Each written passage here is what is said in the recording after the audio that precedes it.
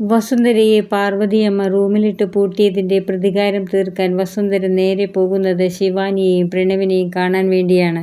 നിധി പറഞ്ഞിട്ടാണ് അവരെ പാർവതിയമ്മ റൂമിലിട്ട് പൂട്ടിയതെന്നാണ് അവർ പറഞ്ഞുകൊണ്ടിരിക്കുന്നത്. പാർവതിയമ്മയോട് അങ്ങനെ ചെയ്യരുതെന്നും വസുന്ധരയെ തുറന്നു വിടണമെന്നുമാണ് നിധി പറഞ്ഞത്. എന്നിട്ടും നിധിയെ വസുന്ധര തെറ്റിദ്ധരിക്കുന്നു. വസുന്ധരയെ റൂമിലിട്ട് പാർവതിയമ്മ പൂട്ടിയിടുമ്പോൾ നിധി അവിടെ ഉണ്ടായിരുന്നില്ല.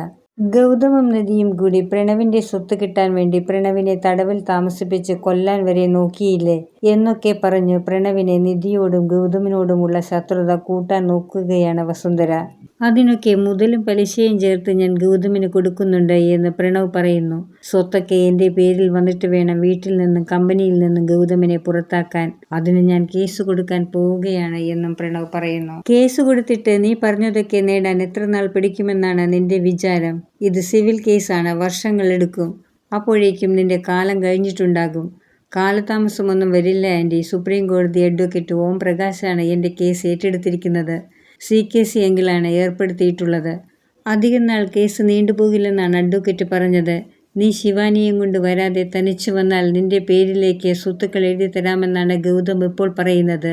അതൊക്കെ ഞാൻ അറിഞ്ഞു ആൻറ്റി. അയാളുടെ ഔദാര്യമൊന്നും എനിക്ക് വേണ്ട. നിയമപരമായി തന്നെ എൻ്റെ അച്ഛൻ്റെ സ്വത്തുക്കൾ എനിക്ക് നേടണമെന്ന് പ്രണവ് പറയുന്നു.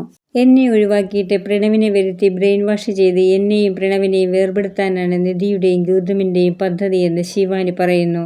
അതുകൊണ്ട് പ്രണവിനെ തന്നെ ചേശ്വരമംഗലത്തേക്ക് വിടില്ല എന്നും ശിവാനി പറയുന്നു.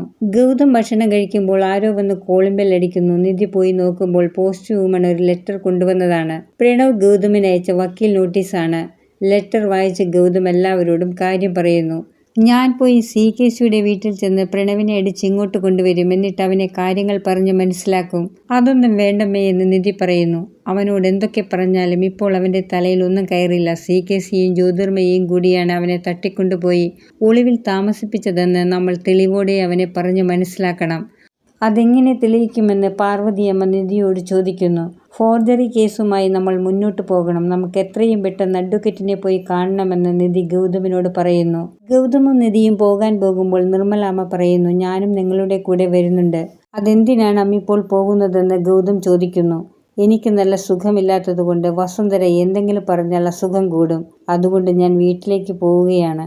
അപ്പോഴേക്കും പാർവതിയമ്മയും അതിന് സമ്മതിക്കുന്നു. അങ്ങനെ നിധിയും ഗൗതമും നിർമ്മലാമ്മയെ വീട്ടിൽ കൊണ്ടുവിടാൻ പോകുമ്പോൾ നിധിയും നിർമ്മലാമ്മയും പച്ചക്കറി ചന്തയിൽ കയറുന്നു. ഗൗതം തനിച്ച് നിർമ്മലാമ്മയുടെ വീട്ടിൽ പോകുന്നു. നിർമ്മലാമ്മയുടെ വീട്ടിൽ ഗൗതം ചെല്ലുമ്പോൾ അവിടെ റൂമിൽ ഒരു പെട്ടി കാണുന്നു. ഈ പെട്ടിയിൽ എൻ്റെ അച്ഛനെ പറ്റിയുള്ള എന്തെങ്കിലും വിവരമുണ്ടാകുമെന്ന് ഗൗതം ചിന്തിക്കുന്നു. അങ്ങനെ പൂട്ടിയിട്ട പെട്ടിയുടെ താക്കോൽ കണ്ടുപിടിക്കുന്നു. താക്കോൽ കണ്ടുപിടിച്ച് പെട്ടി തുറക്കുമ്പോഴേക്കും നിധിയും നിർമ്മലാൻ്റെയും അങ്ങോട്ടേക്ക് വരുന്നു. പെട്ടിയിൽ നിന്ന് ഗൗതം കാണാതെ ഒരു കവർ താഴേക്ക് വീഴുന്നു. ആ കവറിൽ 2 ഫോട്ടോകൾ ഉണ്ടായിരുന്നു. ഒന്ന് നിർമ്മലാമ്മ ഒറ്റയ്ക്കുള്ളതും ഒന്ന് CKCയുടെ കൂടെ ഉള്ളതും. ഗൗതം കാണാൻ ആഗ്രഹിച്ച CKCയുടെ കൂടെ ഉള്ള ഫോട്ടോ അടിയിലേക്ക് പോകുന്നു. നിർമ്മലാമ്മയുടെ ഒറ്റയ്ക്കുള്ള ഫോട്ടോ ആണ് ഗൗതം കാണുന്നത്. വീഡിയോ കാണുന്നവർ ഇഷ്ടപ്പെടുകയാണെങ്കിൽ സബ്സ്ക്രൈബ് ചെയ്യാനും ബെല്ലൈക്കൺ അമർത്താനും മറക്കരുത്.